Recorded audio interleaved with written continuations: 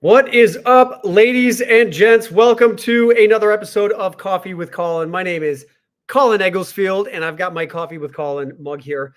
And I'm excited that you guys are here. It's been a while since I've been on. I've been traveling quite a bit and working on quite a few things. Had my Inspire retreat last month, which was incredibly inspiring and incredibly fulfilling. Thank you to everyone who came out for that to Scottsdale, Arizona. We are planning our next one in April of 2024, and would love for you guys to come to that one. I'm starting my next Inspire class on January 17th of 2024.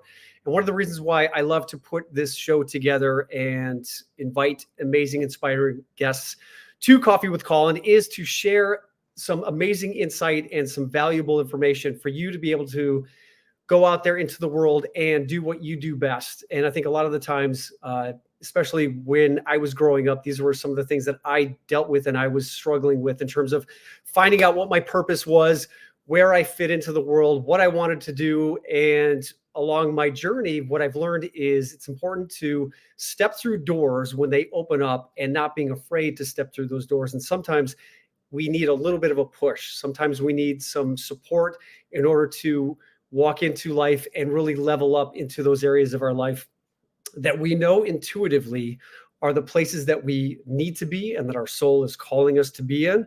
But for some reason or the other, based on just feeling like you haven't had the support or the resources, then this is an opportunity for you to start intentionally creating the life that you want it, the way that you want it to be.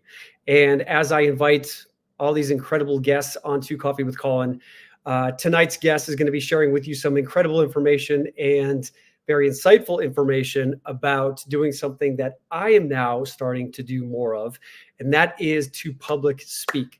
Now, growing up, public speaking was something that I was terrified of doing. I hated getting up in front of the class at school just to even give the answer. It would just kick in that fight or flight response where I was just nervous and armpits sweating and that shortness of breath. And when I got to New York City, and jumped into my acting class, what I loved about my acting class was that it started to give me the insight and some knowledge in how to overcome some of these nerves, to be able to deliver impactful communication.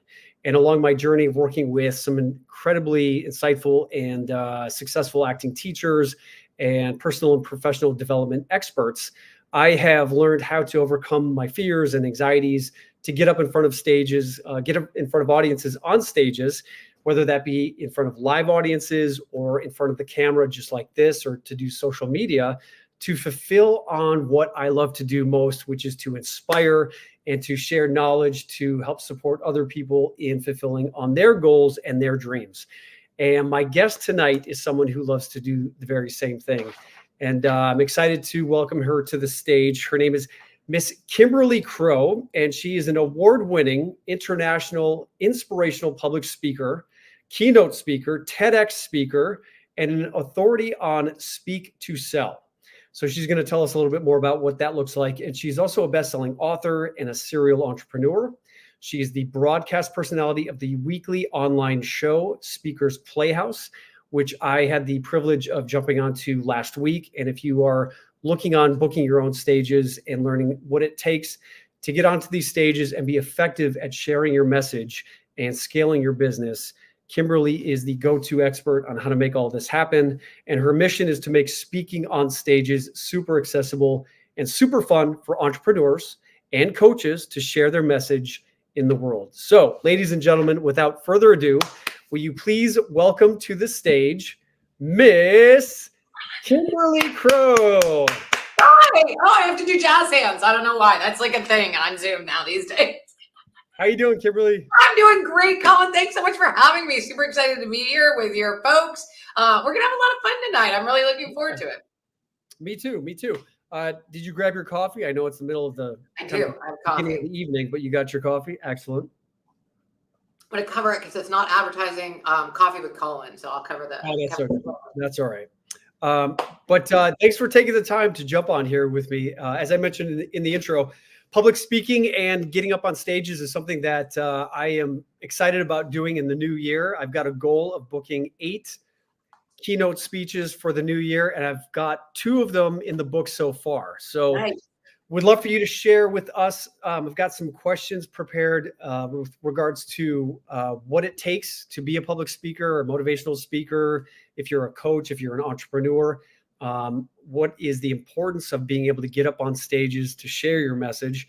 And maybe if you wouldn't mind, as we get into this conversation, I'd like to chat with you a little bit about how you found your purpose in life and how you're fulfilling on your mission and your vision to help other speakers get up onto stages to make some impact in the world. Awesome. I love it. Well, there's a lot to cover there. Yep. I'm looking forward to it. It's, I know that there's the old saying that, people that out of the greatest fears, people are afraid of spiders and snakes and all kinds of things. But right up there at the top, worse than the fear of death is the fear of public speaking. So that means, I guess, that if you're at a funeral, you would rather be in the casket than delivering a eulogy. So I get it. I mean, I definitely understand that's a very large fear out there. And we'll talk a little bit about how to address that fear and how to deliver your message, which is so important that you get out there regardless. Yeah. And for those of you who are tuning in here live, would love for you to comment in the chat. If you have any questions for Kimberly or myself throughout the next 45 minutes to an hour that we have the privilege of being on the air with you guys, feel free to type in your question. We love questions from the audience, so feel free to message us with whatever it is that you would like some support with. So to start off, Kimberly, were you like me growing up where you were afraid of getting up in front of audiences, or have you always been someone who's just been naturally gregarious and outgoing and being like, all right, I love the spotlight, let's go? I think it's probably the second one.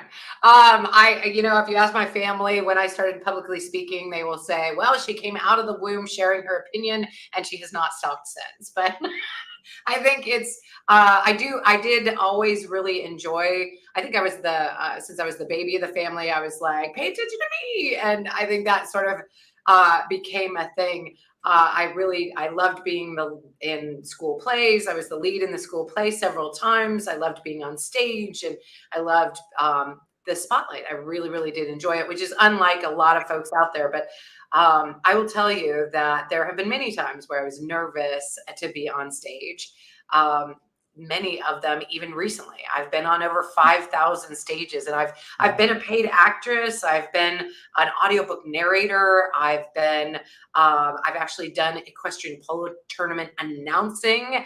I've taught classes. There's been lots and lots of different paid speaking opportunities, as well as speak to sell and authority stages that I've been on. And I will tell you that the nerves don't always go away, right? Sometimes the nerves are what make us even more powerful on stage. I know that a lot of my talks are sort of a conversational style, often like this, where it's having a conversation with another amazing human being. So that alleviates a lot of the fear for most people. Being able just to talk with another person, right, can make it a lot easier to get on a stage like this. And this is a form of a stage where you can share your ideas and thoughts. But basically, it's just a conversation with another person. My most intimidating one recently was actually my TED Talk. And it's only 18 minutes. I've been on stage for hours and hours at a time. I've given 3-day events. But the TED Talk, man, that really gets up in your head, right? It is a memorized talk, and it's a really important one. Sort of felt like, a very pinnacle moment where I had to get everything right. It's a memorized talk. You've been working on it for, in our case, the case of our stage, it was our TED stage. It was over a year because it was delayed by COVID. So there was a lot of angst, and you got to get it right. You got one shot at it on that red dot. And I will tell you, I was very nervous. I had the hyperventilating. I was laying down, taking deep breaths, trying to focus. So I don't think it ever really completely goes away. Yeah, but like you said, it's that there's the excitement, the nerves of nervousness is the very same experience physiologically as the nerves of excitement. And if we can just shift the mindset from how this is going to be not necessarily an experience of terror and fear, but shifting it and reminding yourself that you are there to make a difference. You are there to share and add value. And this is one of the things that I've mentioned before to my audiences, is that really great piece of advice one of my acting teachers gave me was to combat the nerves that I was experiencing when I was going into audition. Was most of the time when we walk into an experience like an audition or giving a speech or a presentation at work, a lot of the times we think about what other people are going to think of us. And so it becomes a very me-centric approach where that has an energy and a frequency to it. So when you show up on a stage or in front of an audience or even just in a one-on-one conversation, worried about what someone else is going to think about you, that is the energy of frenetic fear and desperation. And people can feel that because we communicate more about who we are and what our message is based on how we show up, not necessarily just by what we say. And when my acting teacher said, Colin, just go into that room and help these casting directors and producers find the best actor for this job. It may be you, it may not be you, but the immediately when I started to think about it in that sense, the pressure of doing it right and trying to make sure that I didn't mess this up slowly dissolved and or kind of dissolved pretty quickly, because I started to go in with the energy of, all right, cool. Now I can just go in there and do what I do best, which is to walk into a room and try to elicit some sort of like sense of play and inspiration and connection. And that really made a difference for me. What would you say has made the biggest difference for you in terms of how you contend with those nerves and that feeling of anxiousness before you get on a stage?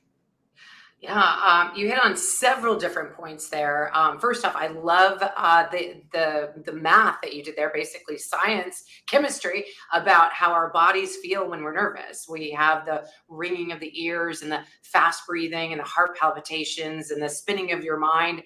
And those feelings are real. So when somebody says, oh, just ignore it, or see the audience in their underwear, that usually doesn't help most people, right? Because they're like, no, I'm really feeling this. But if you can change it the way you describe, and I learned this too from one of my coaches, is change that into excitement. So instead of saying, I'm nervous to be on stage, if you say, I'm excited to be on stage, all of those body feelings, chemistry are aligned with being excited to be on stage.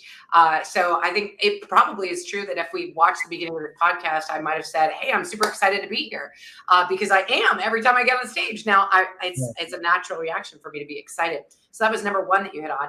Number two, you're right. It's when you get onto this conversation with somebody else or you get on stage, people are judging you. And so you can make it about you and get all caught up in that. Or you can realize that it's not really about you. It's about them. It's about the audience. It's about who you're conveying to.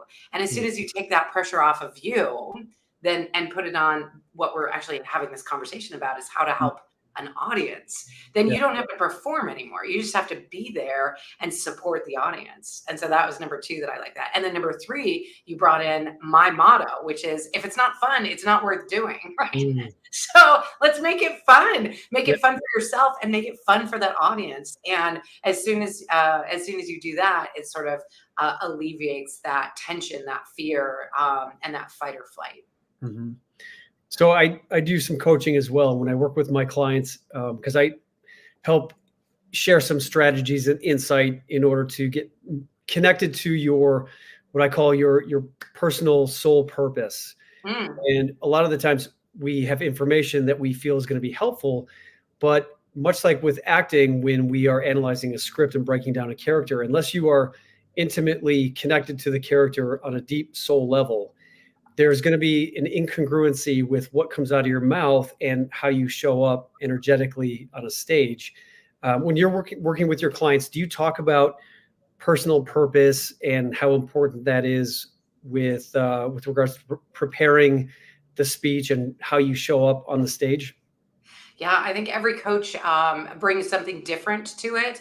I think when you show up and you're just really about, if you are in alignment with your purpose, probably if I polled this audience, about 50% of the people would say, oh, I know what my purpose is and I'm aligned with it and I'm ready to go.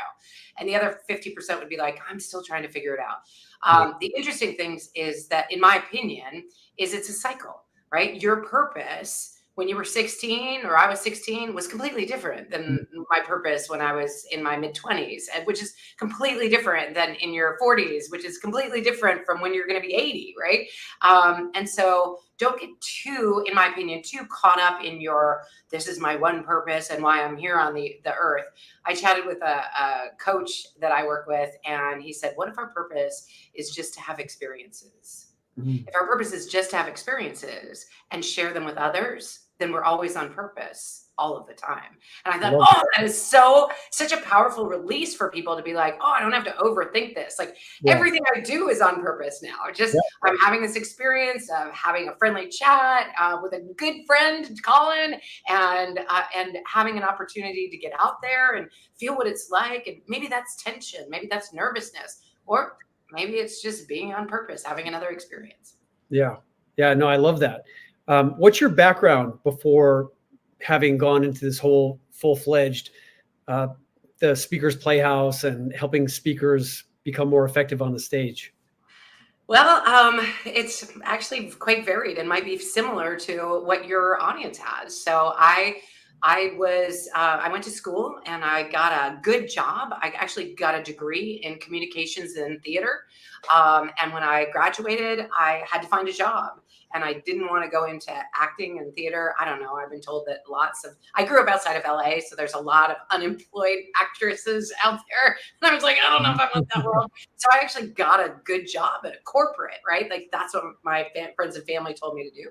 So I worked at a company and climbed my way up the ladder for 17 years, became an executive director.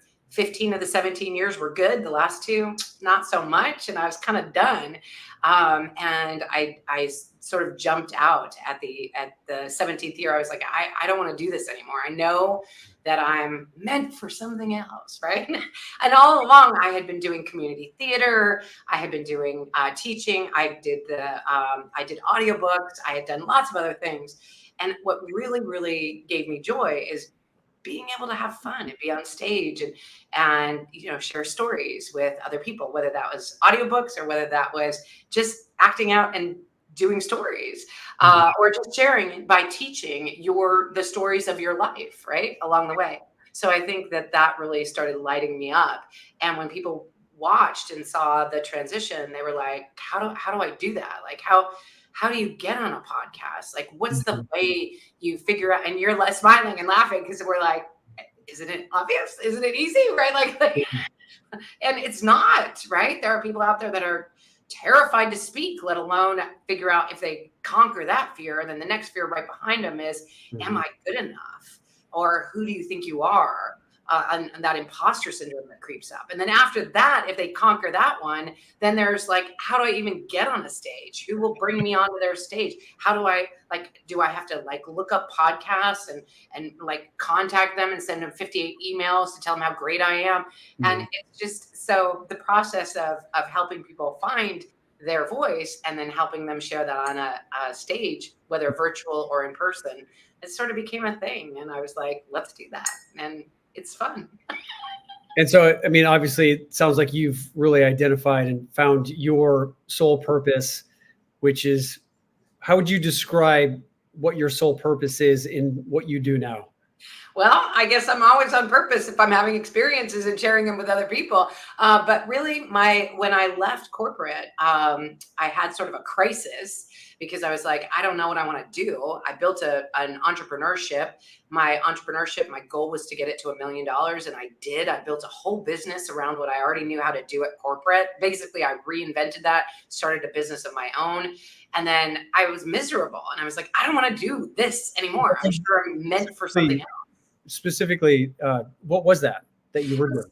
A company, I did staffing, technical staffing. Okay. So at large corporations, they would hire programmers, designers, drafters. It was all tech, right?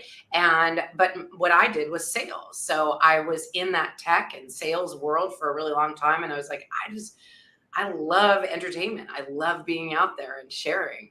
And so like having that crisis and realizing I'm not having any fun doing this. We're only here for so many go rounds on the planet. We might as well do what we love doing and have fun doing it. So I started a brand new business actually with my son. We decided that's when I started doing audiobooks. Is I created an entrepreneurship with my son just for something fun to do in the summertime. Mhm. He thought it would be great to make a lot of money. I thought it'd be great on a college application. I was like, let's build a business together. And we started narrating audiobooks. And then we started teaching others online how to narrate audiobooks. And from that, I was like, I just want to do this. Like, I just want to share and enjoy teaching other people how to be able to use their voice and love life. For anyone listening out there and who's interested in getting into doing voiceover or narrating of audiobooks, how would you suggest they get started or look into what it takes to do that? Well, I'll tell you, I'd been doing audiobooks for 3 months by the time that we had so much business, we couldn't handle it all. And I had to start teaching other people how to narrate audiobooks so that we could offload some of the business we had because we were having so much fun doing it. It's not that hard. If me and my 15-year-old son could figure out how to start doing it, you guys can too. It's all out there on Google. Although I will tell you, we probably started this in 2017. And since the advent of all of these AI tools and technology, there's a lot out there that's just like, you can get an audiobook narrated by AI from start to finish now, and then just put it up on your website. So that particular in-demand skill may be quite different than when I started doing it. But I would encourage people to there's a whole website out there. I don't know if you want to advertise it, but there's a whole website out there that actually helps. Oh, it's called acx.com, acx.com. And do you know it? Yeah. Yeah, acx.com. And it's got a whole tutorial on how to become an audiobook narrator. And then there was at the time, there's thousands of books to narrate that are just out there waiting for narrators to narrate them. So you can definitely check that out. Yeah, I actually, my publisher who helped me write my book, she was the one who connected me with a audio engineer guy, and I actually narrated my own book. And I believe it was ACX that we used to get that all up and done. And and it automatically uploads to iTunes, Amazon, and Audible. And that's where 95% of audiobook readers or listeners get their material. Interestingly, if you're trying to sell this to somebody, when I was selling it, I was like, well, about a third of the population will only listen to audiobooks. A third of the population will only read books. And a third is sort of either or. But if you have a book and you're not in the audiobook world, then you're ignoring a third of your audience completely. And another great portion of it that might want your audiobook in addition to your book. So you're ignoring all those sales. That said, only 1 in 20 books is turned into an audiobook. Wow. So if you do turn it into an audiobook and people are searching for an audiobook, you'll beat 95% of your competition in the audiobook world. That's amazing. Yeah. And you mentioned story and telling stories, with some of my speaking mentorship, they are always talking about just, it's important to tell a story rather than tell information. How important would you say is the art of storytelling when you get up onto a stage? Oh, I think that nobody cares how smart you are until they know why you're up there. And so whenever I do an interview, and we've done this already, like, tell me how you became an expert in this particular area, right? What's your story? What did you do first? Were you always so good at this, or were you always, how did you start liking it? How did you conquer this fear? We want to know the story behind it. And I think that's what really teaches folks what they need to learn. So yeah, absolutely. I don't think that, any great learning is done without knowing the story behind it. And we can study, memorize, and check the boxes at the end to win the test. But if you're really trying to connect with people, storytelling is the way to do it. We've been doing it since we were the very first human beings saying, there was a giant dinosaur over there and watch out, and there's strawberries over that way if you go pick them. And I picked tons of strawberries and I caught a giant fish, right? Like, we've been telling stories forever and ever. And I think it's just part of human nature. And it's very deep and visceral. And that's why we connect with it. And as you were then transitioning into your entrepreneurship, I work with quite a few people who are in a corporate job, or they're a teacher, or doing something that, they've been doing for a while, but they are starting to get this spark of inspiration about doing something that is maybe in that entrepreneurial space, whether they want to write a book or they want to start doing some speaking. What would you say to someone who is maybe like feeling like that pull and that attraction to do something that is lighting them up, but they're just maybe a little nervous or afraid of stepping into that new arena in life? Wow, that's a tough one. My answer is do it. It's totally worth it. But at the same time, there are a lot of entrepreneurship's kind of a big deal. I fortunately, I built a business very quickly because I had entrepreneurial exploits sort of on the side when I was working at corporate, and there was a nice fat paycheck coming along on a regular basis. So jumping out of the world of whatever your nice big comfort zone is and into the world of entrepreneurship, the real math is about 3 years to profitability. So you can have a great idea, but no matter how great it is, you are going to be in sales and struggling for about 3 years before you hit stride in the same thing, right? So you may start out, like I started out in audiobooks, and I'm nowhere near that now. I don't do that anymore. It's a totally different business now. But that was 6 years ago, right? So when you get into it, you need to realize that you're going to morph, things are going to change, and your brilliant idea today may change over time. So give yourself about a 3-year runway and give yourself grace to know that it's going to look like that. My son, very entrepreneurial now. He actually has a full-time job and is working on an entrepreneurial exploit on the side, which is fantastic. I love it. And he's very, very creative that way. So if you feel that creation, don't give up on it. Like, it's in there. It's awesome. But make sure that you can look at that in a financially secure way as well. Although if you're midlife and beyond and you're not being lit up by what you do anymore, I think it's time to really take a deep breath and say, why am I here? What am I here to do? Is this it? Am I here to build other people's dreams and collect a paycheck for it? If that's lighting you up, awesome. That's great. There's nothing wrong with an honest day's work for an honest day's pay. That's fantastic. But if you're like, I know I am meant to do something else. I'm meant to help people. I'm a healer. I'm an entrepreneur. I'm an inventor. If you feel that calling, we're all brought here to have that experience. So take that seriously and dive in. So I had the privilege of meeting you at the Brendan Burchard event in Los Angeles like 3 months ago. And I just want to say thank you to Deborah Jerusalemi, who I saw is on the call here today. And she was kind enough to invite me to Brendan's event. And here's the thing, again, as I said at the beginning of the show, when you have an opportunity or invited to do something, a lot of the times we're like, oh, that sounds cool, or that, that might be neat. But here's an opportunity for anyone out there who's looking for the support to step into a new arena in life, to get more information about what that looks like, and again, to get the support in making that happen. And Kimberly, you have this platform called the Speakers Playhouse. Wow. Can you tell us a little bit about how long that you've been doing this, why you started it, and how people can get involved with it? And when they do, what can they expect to get out of being a part of that? Well, Speakers Playhouse, so many people are nervous about speaking that we just decided to make it fun, right? So Playhouse is what it's all about, right? It's an opportunity to practice, an opportunity to grab a mic. But really what it's about is finding stages. So at the very beginning of Speakers Playhouse, it's every single week on Thursdays. It works kind of exactly like a TV show used to work, where we have a lot of fun and entertainment. And then we have commercials, right? That's kind of how it works.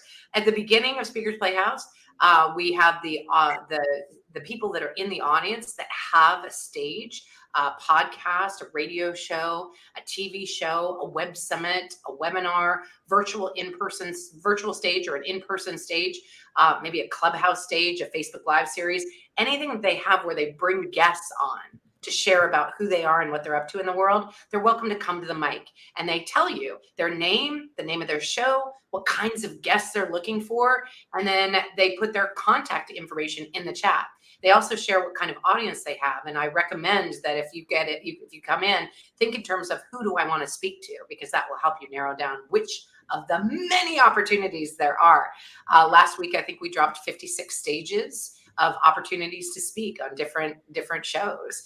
So we would love for you guys to be able to come and play with that. It's free. It's every single week, except since we're live right now, except not this Thursday will be live, but it's the last one for the year. We skip the last one of the year as our shutdown.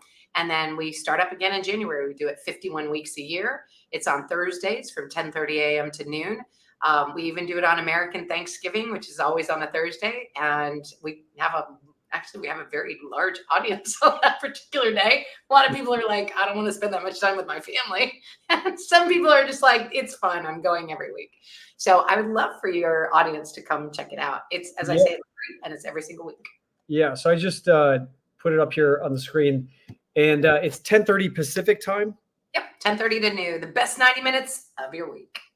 Yeah. So I had like I said, I had the opportunity to jump on last week, and I'm telling you guys, it is some incredibly inspiring people who are doing a lot of great things, a lot of experienced speakers, a lot of new speakers. So there's, if you jump in, you're not going to feel overwhelmed with feeling like you're just the new kid in the room.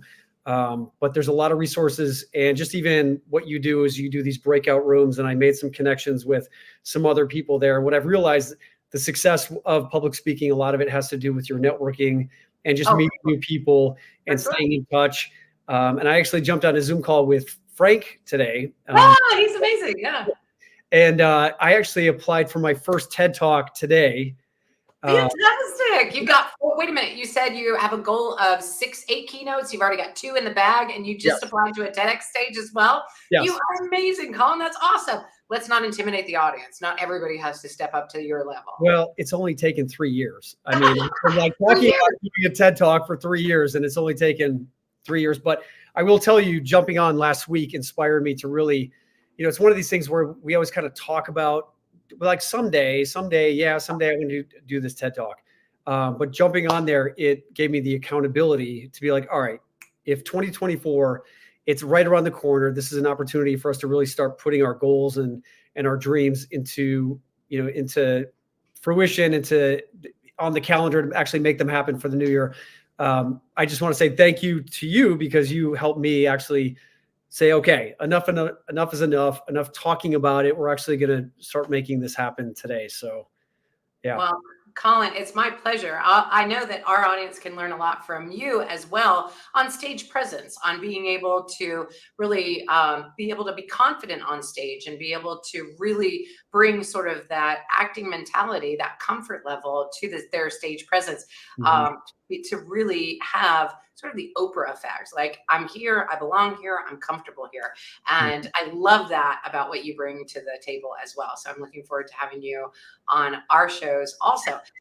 And you're right, all of the stage hosts get on and tell about their shows, but every single person in the room grabs the mic, virtual room, grabs the mic and shares their talk title, right? So they'll get on and they'll say, I'm Kimberly Crow, I'm talking about X, Y, and Z, and I'm looking for stages that are podcasts with this type of audience. And then they put their contact information, and it is one big networking event, but we say it's not your father's networking event. It's a lot more fun. It's sort of a mix between Mr. Toad's Wild Ride and Whose Line Is It Anyway? Yeah, no, it's highly entertaining. It's not just jumping on and listening to you guys give information. It is like a round robin of amazing energy. So I would highly encourage anyone out there to jump on the Speakers Playhouse. And you're doing it again this Thursday? Yeah, we do it every Thursday except the last Thursday of the year. Yeah. So tomorrow. Gosh, it's already Wednesday. Kind of crazy. Can you share with the audience what has been a a challenge or an obstacle that has humbled you in your life that you learned the most from, that you are grateful now that happened, but in the moment you were like, God, why is this happening? Oh, there are so many.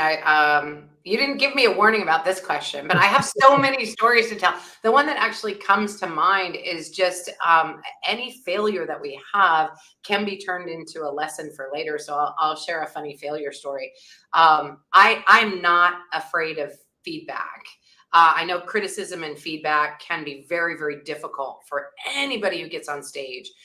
So I never recommend that you get that you record yourself. And I mean, you might recommend this, but I don't recommend that you record yourself and play it back, because you sometimes are your worst critic, right? But I am all about getting feedback from an audience. But when I do a Zoom call and I'm training 200 people, I often don't read all the comments, right? I'll be doing a training and it'll be fun and fast paced. And then I'll teach about something. One of the things I teach about are the 4 different types of stages that you should get on and how to profit from each one. And then I got to the end of one of these talks, and I've done it many times, so I knew what I was doing, right? And somebody raised their hand and they said, do you need a one sheet in order to get on stages? And I was like, thanks for asking that question, because you absolutely do not need a one sheet. You can get, like, I've been on over 5,000 stages. I've never had a one sheet. Are there stages I haven't gotten on that I could have gotten on if I had one? Maybe, but I don't need one, and you don't need one either. Let's just, get out there on some stages and then see what happens. Well, I was trying to encourage people to do it. Interrupt you real quick. A one sheet meaning your picture, your description of who you are and what you talk about, right? So that was my fault. That was my problem. I never told people what a one sheet was. I just was soapboxing about it. I was just like, I was going off, and I was like all proud of myself for telling, like, no way, you don't need that. And then at the end, I read the comments, and it was like, what's a one sheet? Is this girl going to tell us what a one sheet is? Wait, what's a one? Do I need a one sheet? How do I get a one sheet? Like, and that's like comments just were like mad. And I was like, oh my God. Okay. So the next time I teach about this, I have to do exactly what Colin just did, which is explain what the hell a one sheet is. Yeah. It's like when we play in our arenas, it just becomes like second nature that we use these acronyms and things, and we forget that that's just it's just our vernacular that we are used to using. But that's why I asked. Exactly. So you can't be afraid of feedback. Make sure to read your comments. If you go on a podcast, make a note to yourself to go back to that podcast 6 weeks after its release and just check the comment section and see if anybody's left a note like, what's a one sheet, and then you can actually improve that talk for the next time. So I have given thousands of talks. My best talk is my next talk. And if you can just, keep that in mind, like, you can always improve, you can always do better, and you can fail and fail forward. I think that really is a good life lesson that sometimes you get just punched in the face, and then you realize, it's just the next step. Yeah. I think that's a great lesson to talk about. There's been auditions where I've been with auditioning to get a TV show. It's usually like 5-6 auditions where you first meet with the casting director, then they bring you back to read with the producers, and then they bring you back to read with the director. And each time they narrow it down from a pool of like 400 actors down to like 20, down to like 10, down to like, so by the time you get to read with the studio, there's maybe like five actors. And then if you make it through that round, then you go to the final audition in the network. And that's where you walk into like the Warner Brothers lot or the CBS lot, and you have to sign your contract. Your attorneys have negotiated your deal before you've even gotten the job. So you're signing these contracts in triplicate of like seeing the money that you could be making for the next 7 years. And you're like, I haven't even gone in there to do the job. And like, so it's such a mind effing experience of like, so you've got to really learn how to compartmentalize the analytical part of your brain and then the creative side of who you are. And when I was doing this, I started to realize that I needed some help. I needed support in being able to go through this process and learning like how to navigate what this process looks like. But one of the things that I always reminded myself before going into these rooms, because the nerves are absolutely intense. I remember reading Leonardo DiCaprio would do cartwheels in the hallways because the energy and your anxiety is just through the roof. And I would sit down and sometimes just do push-ups and just anything to just release some of that energy. And I went into this audition and in the middle of it, forgot my line in front of like 40 network. And I just looked at the casting director and I was like, yep.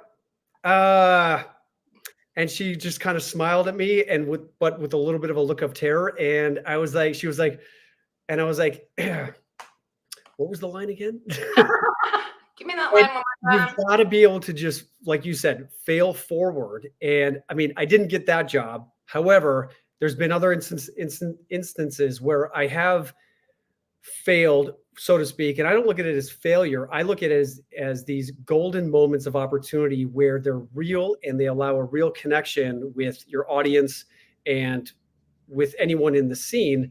And this is where we've got to just start to be able to show up.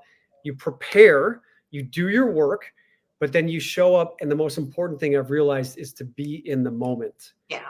And the more that we can just learn to be in the moment and connect with our breath, and then maybe say something that just kind of breaks the ice a little bit when you first get out on that stage and you get that first laugh, the nerves start to settle down a little bit, and then you can get into your story and get going. But I've been on stage in doing plays in New York City and have forgotten lines.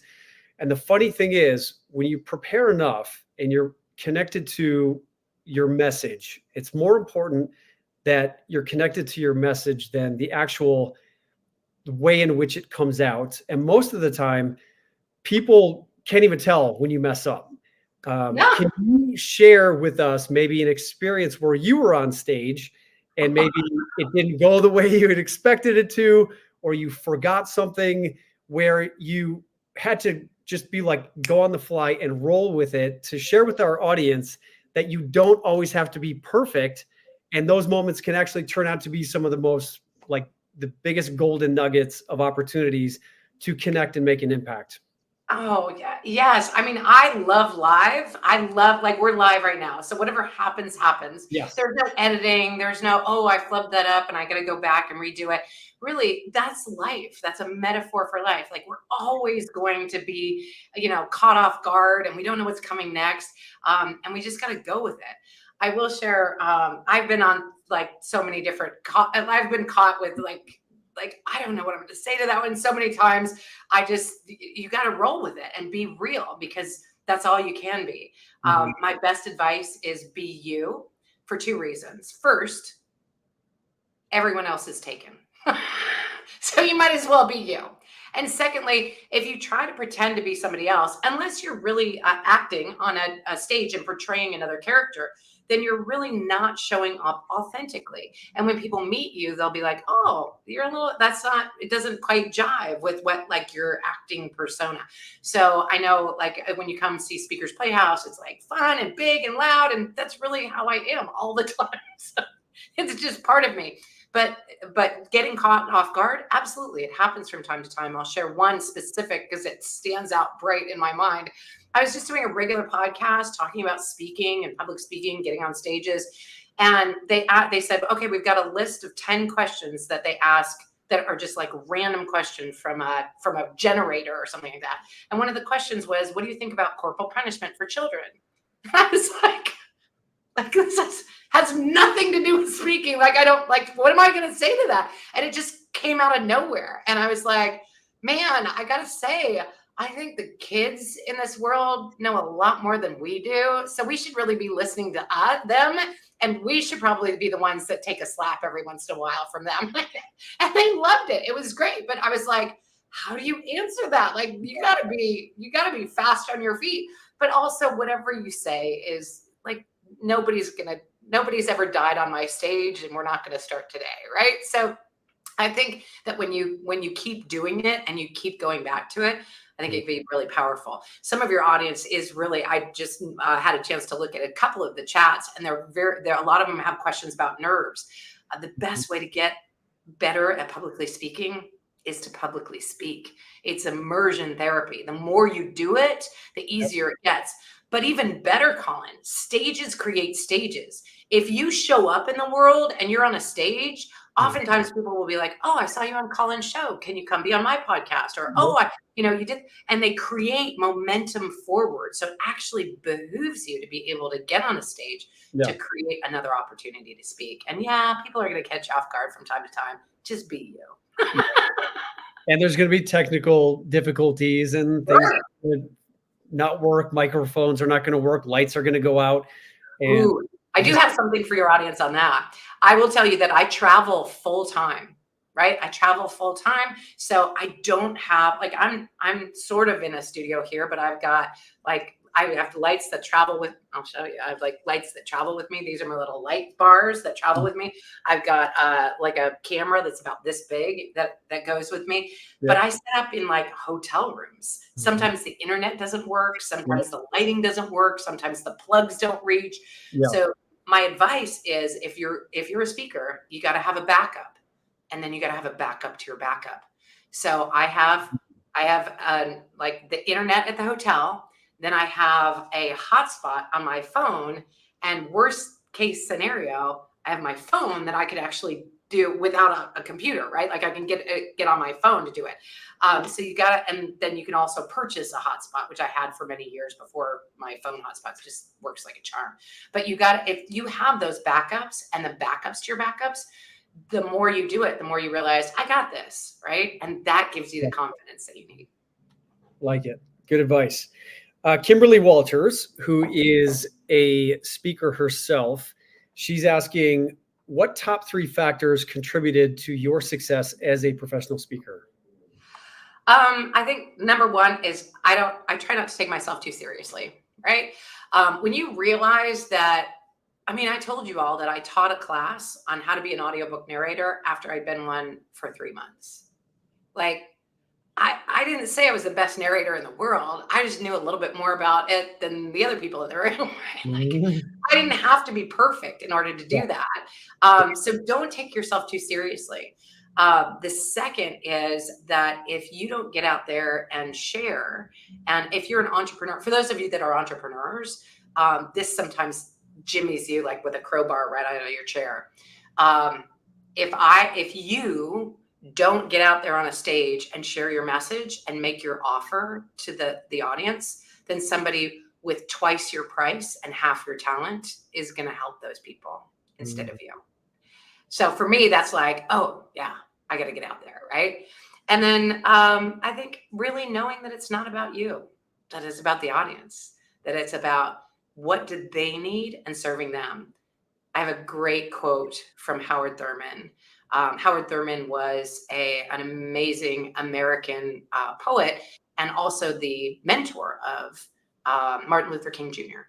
And he said in a quote, "Do not ask what the world needs. Ask what lights you up, because what the world needs are more people that are lit up." Oh, and I thought, oh my gosh, that's so true, right? So if it just lights you up and you're like, I have fun doing this, I want to do this, then the world wants you to do that. So yeah, so that's I think those are my 3. I love that. Very, very, very relevant.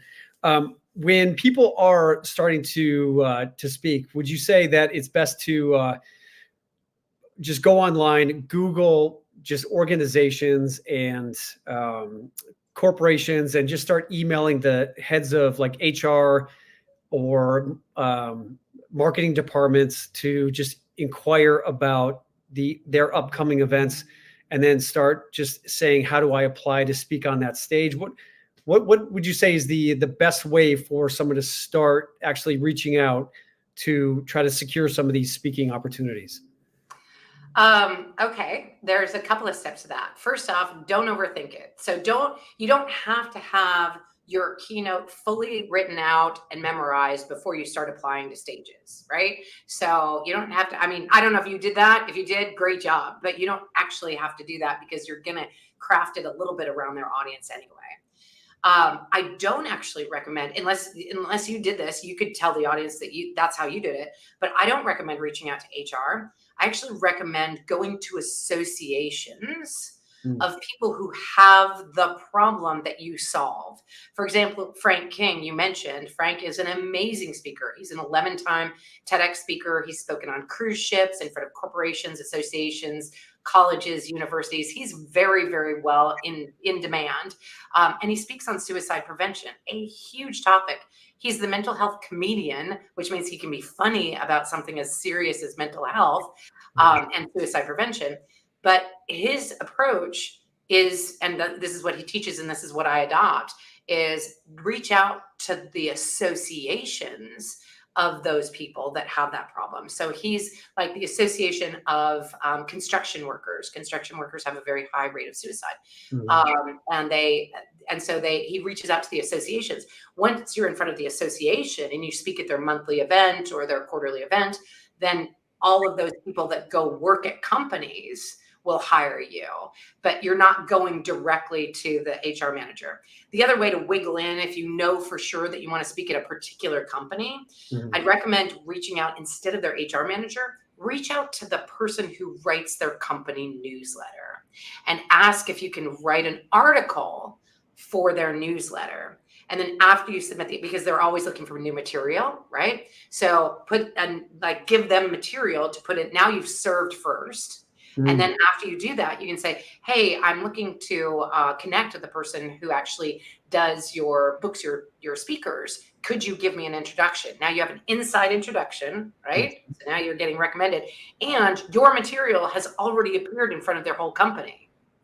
So that would be those are my two little hacks. That's great advice. Great advice. And then as far as applying for TED Talks, would you recommend finding an individual, just talking to Frank today, he mentioned to me that some TEDx stages will only allow you to apply if you live in that state. And some TEDx talks want you to audition in person. So is there a process or a strategy, or is this something that you share in the Speakers Playhouse that people can find out if they show up tomorrow? What would you have to say about that? Yes. No, I'll give it to you guys now. So TED very deliberately does not list out all of its stages because they don't want you to sort of rapid fire apply to all of them. They don't. And each stage is owned by it's sort of franchise, not quite, that's not quite the right word for it. I don't know what it is, but it's owned by an individual. So if you are, if you're applying to the Harvard TEDx, they may be like, we only approve Harvard graduates, right? So, okay, well, that's not going to work for you if you're not a Harvard grad. If you apply to TEDx in the Philippines, I see that we have a multicultural audience on here. There's somebody from the Philippines on here. Hi, Mercy. If you are in the Philippines, you can apply and then just fly to that stage and be there. So you really want to look at a variety of stages, see what their requirements are, and then apply for them. Second, I recommend that you look for their theme. So oftentimes they'll have a theme like grief or family or abundance, and you want to make sure that your TED Talk is in alignment with their theme. And then third, I think you really, after you apply to them, you need to not just audition to be on their stage, but I know this is going to freak your people out, but you need to audition them as well. So you want to know what kind of audio equipment they have and video equipment they have. Because while there might be 100 or 500 or 1,000 people in that room, your goal with a TEDx is that video afterwards. You want that to go viral. That could be seen by 1 million or more people. And if it has bad audio quality, nobody's going to listen to it. And that's actually more important than audio or video. Video also super important, but audio, like you want more than one camera, right? So it's not just you facing a camera over and over again, that it's multiple views that they see you walking around the stage and stuff like that. So you want to check out like, what's your audio visual plan for this TED Talk? And have you already done it? Some of them are inaugural. They've never done one before. And you just want to ask those questions. Like, what are we doing there? Good advice. And Joelle Murray is asking, what are ways speakers can have the biggest impact on an audience? Good question. I would say make sure to slow down for them and make sure that you're catching everybody. But I would encourage you, this is just something that I know that the word impact is out there because a lot of coaches want to have a really big impact in the world. A lot of speakers want to have a really big impact. I consider myself an inspirational speaker rather than a motivational speaker because I'm not here to push you. I'm here to inspire you. Consider the possibility that you don't necessarily need to have an impact. What you want to have is a contribution. You just want to contribute to their life, right? And when you contribute to them, your focus is on them rather than on you. Like impact is kind of a violent thing, right? So that's my little soapbox for tonight is like, maybe we're here to make a contribution, not necessarily an impact, but make it about them. So great question, Joelle. I love it. Yes. It's funny because I just started putting together, well, I've been doing my communications consulting now for a couple of years, and I just put together, it's funny you say impact is kind of, it can be abrasive or harsh. My platform is called Beyond Impact, and there you go. Yeah, right. Beyond Impact Consulting. And the reason why I entitled it Beyond Impact is because when you're up on the stage, obviously you want to make that impact to be able to, that impact that resonates. And what I like to talk about and what I'd love to be sharing with the Speakers Playhouse and your audience is the power of three-dimensional communication in terms of understanding how to connect with your audience instantly in mind, body, and spirit, or heart, mind, and soul communication. Colin, I love that. What we do as actors is when we walk into an audition, we literally have like 2 minutes to connect with the casting director and the director and the producers, anyone in that room, to really create the type of impact that is going to make you memorable enough so that after they've seen the 400 actors, how do you make your performance stand out? How do you become memorable? And it really just comes down to connecting to the core purpose of who you are, what connected to your soul purpose is what I like to call it. And then cycling through the connecting with whoever it is that you're speaking to, whether that's an audience or an individual, in heart, mind, and soul. And when you can cycle through those and then understand the 4 different personality types through which the listening of who you're speaking to hears you, you can cycle them through those different personality types, because people hear communication differently. Some people are kinesthetic, some are auditory, some are visual. And so, like you were saying with the audiobook, and if you're not doing the audiobook, you're leaving out or ignoring a huge segment of a demographic that is missing out on what you have to say and who you are. So this is what I'd love to be sharing with your audience at the Speakers Playhouse. And I'm excited to have everyone here jump on there tomorrow. And again, it's at 10:30 Pacific time, right? 10:30 Pacific to noon Pacific, the best 90 minutes of your week. But actually, it occurs to me that she asked the perfect question for a little gift that we have for your audience. She wanted to know, like, how can we engage with the audience? How can we have a positive impact or contribution with them? So I actually have a really cool downloadable for your folks. Tell us about it. Great at that exact time. So one cool thing that I realized is that when we went virtual, and there were always podcasts, but when we went onto the pandemic and everybody like couldn't be in on a stage anymore, right? That the virtual stage, connecting with the audience is done much differently. So I actually made a list of 10 ways to make sure you engage with your virtual audience so that they will take action on your particular talk, like whatever your call to action is. So this is 10 expert secrets to engage your virtual audience. And it's everything from, make sure that you use teasers, opening with a bang, make sure that you ask the audience to respond to questions and break it up. So a lot of different opportunities to be able to make the most of your time on stage. Awesome. And this is the link that I just put up on here. Check out Thrive.com/10 expert secrets / right? Yeah, 10. I got that right. Okay. Yeah, I'm sorry. That was a really long title. Hopefully people can copy that and put it in the chat or something like that. Yeah. So whatever you guys need to do, take a screenshot, or I will put this up on YouTube afterwards in the description. So if you don't have the opportunity to write that down, don't worry. I will make it available to you guys. And if you guys just show up tomorrow at the Speakers Playhouse, you'll have the opportunity to meet Kimberly's community and learn how to level up and start setting those goals for you to be able up on stages for 2024. I love that.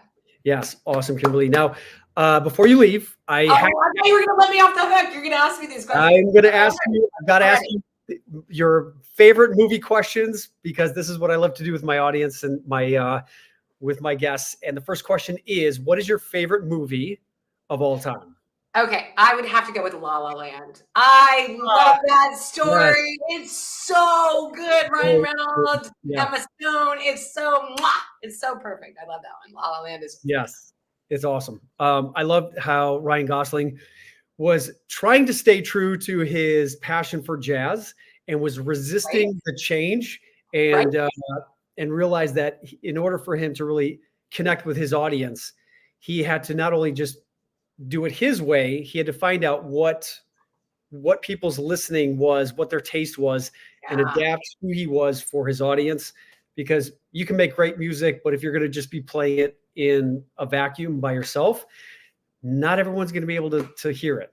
That's a really good point. And from a direction point of view, I love, and a writing, the storyline point of view, I don't know, you probably know that term better than I do. I love how it wasn't a happily ever after. It was like, it was in line, like with what jazz is all about. Like it was beautiful and also sad and also wonderful. And also like, it was just all of those feelings. And I just, oh my gosh, it's one of my favorite movies of all time. And they had amazing chemistry. Yeah, so right? Yeah. Let's say the next question is, what was your favorite movie when you were growing up as a kid? Ooh, that's a hard one. Man, I guess I loved 16 Candles. I loved Breakfast Club. I don't know if that counts as a kid. I was a little kid. No, of course. Breakfast Club was like so my style. I just loved that one. And that was like, I thought that was evolutionary at the time. I thought it was really well done to be able to, I can't imagine, you would know this better than I would. I've never been in a long feature film, but can you imagine Molly Ringwald and all the cast doing that recording? And it was one day of their life in the movie, but it was over months and months of recording time. So their hair had to be the same hair. They had to wear the same clothes for like 3 months. Like, how would that be? Like, that'd be really, really rough. Yeah, that's the magic of movie making. There's about 100 people that come together to make a movie. Ooh. And it's amazing and incredible how all these different departments come together. And this is what I also talk about in my keynote with regards to how can you bring all these different departments who are focused on different disciplines. There's the camera department, there's the wardrobe, there's you've got the lighting, you've got the gaffers, you got the electricians, you got the set designers. And how do you bring all of these different departments together synergistically to create something that has a common focus and a common purpose? And that is the skill of a great director, to be able to speak and communicate to the different ways in which all these different departments hear communication, and inspiring them into the singular vision of creating this project. And you never know how it's going to go. You never know how it's going to go. You just that was another one. Shakespeare in Love. Shakespeare in Love. Yeah. Oh, so good. And he says, like, they're like, how is this going to work out? How is it possibly going to work out? And he goes, we don't know. It's magic, right? It's the theater. I love that. The play must go on. I love it. Yeah, it's awesome. I keep wanting to say who. What is your favorite romantic comedy? Okay, I don't know if this counts. Everybody's going to say Harry Met Sally. I actually did not love that. I mean, there's one scene with her doing that, like, I'll have what she's having, and I totally get that. But I kind of liked, I don't know if your audience knows, This Is Where I Leave You. This Is Where You Leave You had Bridget Fonda in it, and the dude, I don't know his name, but he ends up being like, in Star Wars, he's the new Darth Vader, the young Darth Vader. That I forget his name. He's amazing as an actor. Yeah, and it's called This Is Where I Leave You. You all need to check it out. It's a movie that I don't watch movies over and over again. I probably have watched that 12 times. Yeah. I love that movie. This Is Where I Leave You, and it's just a vignette. There's a little bit of a romantic comedy to it, or that there's that love story in there, but it's really a vignette about humans and people, and it's just a delight. Awesome. I love new suggestions like this. Who or what is your favorite just flat out comedy? Good question. I think man, flat out comedy. I liked Young Frankenstein. That was that might be a kid movie too. The Young Frankenstein was just, I think, the classic old stuff where they're just like, we're just here to make you laugh. There was another one like Silver Streak, which was great with Richard Pryor and Gene Wilder. Okay. Yeah, I mean, there's some things that, and Monty Python. You got to go with Monty Python on that. Of course. Okay, now I can say who. Who is your favorite actor or male character in a movie? Oh, I'm going to go with Matt Damon. I love him. I love him as a person. I love his little face. I think he's just adorable. And then I love him outside as well. Sometimes you hear him like just talking on an interview or whatever. I was just like, I love this person. And of course, he's an extremely talented actor as well. Yeah, I love just how real and authentic he is. Yeah. And finally, who is your favorite actress or female character in a movie? Oh, there's so many. I would, man, I'm going to go with Meryl Streep. Meryl Streep is so multi-dimensional, and she's the OG. Like, she's the original gangster. She's the one. And I just think she's so talented and stuck with it through all of the stuff that people go through in Hollywood. And I think she's amazing. Well, I think you're amazing, Kimberly, and I think you are incredibly talented. And not only that, but incredibly inspirational. And I appreciate your time, your generosity, and your contribution to everyone here. And again, I would encourage you all who are here and everyone who's listening to this after the live running of this, I don't even know what the word is, to show up at the Speakers Playhouse every Thursday at 10:30 Pacific time. And what is that, 1:30 Eastern time? That's right. Best 90 minutes of your week. Yes, I promise you it is going to be very entertaining. So definitely check it out tomorrow, guys. And Kimberly, thank you again. I appreciate you. Have a great holiday, and I'll see you soon. Colin, this has been amazeballs. You are fantastic. Love your audience. Thanks so much for having me. All right. Thank you. Take care. All right, everyone. Thank you so much for being here for another episode of Coffee with Colin. Had a great time. Thank you again, Kimberly. And thank you guys for your questions, for your contribution. And yeah, if you are interested in being a speaker or improving your ability to get up in front of audiences to share your message, I promise you this is a great resource to show up tomorrow at the Speakers Playhouse. I already, just even the one time that I showed up, I met a few different resources like I was talking about today. This gentleman named Frank, who I had a conversation with, and he gave me some insight and some advice on how to apply for my very first TED Talk. And this is what I love about all this. You know, we all have dreams, we all have goals, and we all sometimes think that we may not be worthy of them or that they may not be possible for ourselves. But I'm telling you, there are many opportunities and there is incredible resources out there to help support you in fulfilling on your biggest dreams and your goals. And life is meant to be lived with inspiration and passion. And like Kimberly said, with fun. We are meant to share our message and to live this life with passion and with contribution. And I think sometimes we get in these ruts of feeling like we have to do the things that are expected of us. And I'm here to change that perspective. And in the new year, in 2024, I'm inviting you to join my next Inspire class. It is going to be a 90 days of inspiration and accountability and manifestation. So this is going to be called Inspire Manifest. And I've created a 90-day planner / playbook where every day you're going to have the opportunity to recommit, redefine, and manifest your goals and your dreams for the new year. And it takes a community and resources to make anything happen. And this is an incredible opportunity for you to jump into something to help kick off the new year, to get you started on the right foot. And this is going to be leading into my next Inspire retreat, which we are planning on doing in April. Looks like we are moving it from March to April because there's some better locations for us to secure here in Scottsdale.